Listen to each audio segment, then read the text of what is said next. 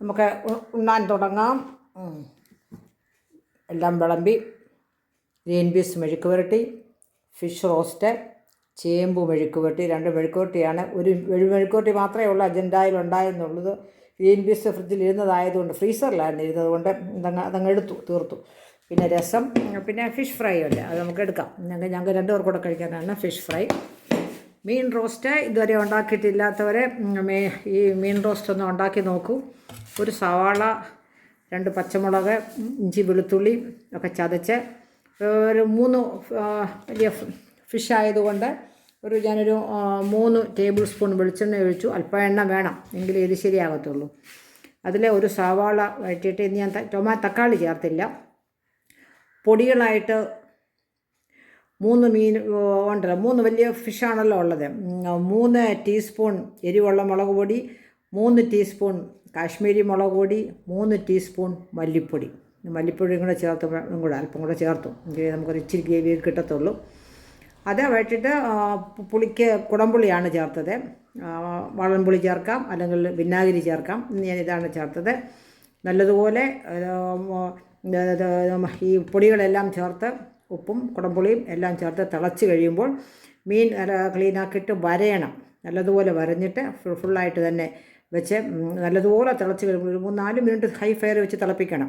അത് കഴിഞ്ഞിട്ട് ലോ ഫയറിലാക്കിയിട്ട് ചാറ് നല്ലതുപോലെ, അതിൻ്റെ ചാറ് സൈഡിൽ നിന്നൊക്കെ എടുത്ത് മീനിൻ്റെ പുറത്തോട്ടൊക്കെ ഒന്ന് ഒഴിച്ച്, ചാറ് ഏറെക്കുറെ വെന്ത് പറ്റി കുറുകി വരുമ്പോൾ നമുക്ക് ഓഫ് ചെയ്യാം. നല്ല ടേസ്റ്റാണ്. ചപ്പാത്തി കൂടെ കഴിക്കാനെങ്കിലും ചോറിൻ്റെ കൂടെയാണ് ഏറ്റവും നല്ലത്. ചപ്പാത്തി കൂടെയും കഴിക്കാൻ ഇച്ചിരി സലാഡും കൂടെ ഒക്കെ ഉണ്ടെങ്കിൽ ചപ്പാത്തി കൂടെ. വലിയ എരിവില്ല, മറ്റേ കാശ്മീരി മുളക് പൊടിയും കൂടെ ചേർത്തിട്ടുള്ളതുകൊണ്ട് വലിയ എരിവില്ല. അപ്പോൾ നമുക്ക് ഭക്ഷണം കഴിക്കാൻ തുടങ്ങാം.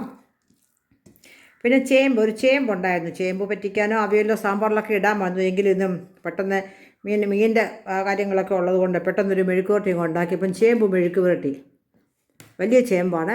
അത് ഒരെണ്ണയും ഉണ്ടായിരുന്നെങ്കിലും കൊള്ളാം. അതിനകത്ത് വെളുത്തുള്ളിയും വറ്റൽമുളകും കൂടെ ചതച്ചിട്ടാണ്.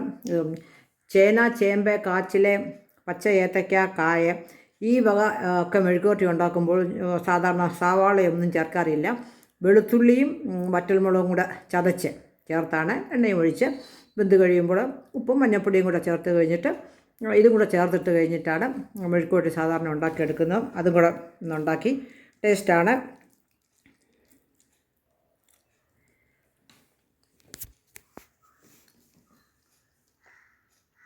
എല്ലാവരും ചൂണിന് സമയമാണ്, കഴിക്കാൻ റെഡി ആയിക്കോളും. അപ്പം ഞങ്ങളും കഴിക്കട്ടെ. ഓക്കേ.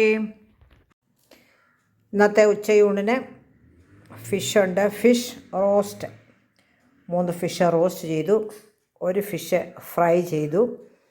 പിന്നെ ചേമ്പ് മെഴുക്ക് പുരട്ടി, ഗ്രീൻ പീസ് ഫ്രീസറിലിരുന്നതാണ്. അത് ഞാൻ കുറച്ച് ഉള്ളിയും പച്ചമുളകൊക്കെ ഇട്ടിട്ട് മെഴുക്ക് പുരട്ടിയാക്കി എടുത്തു.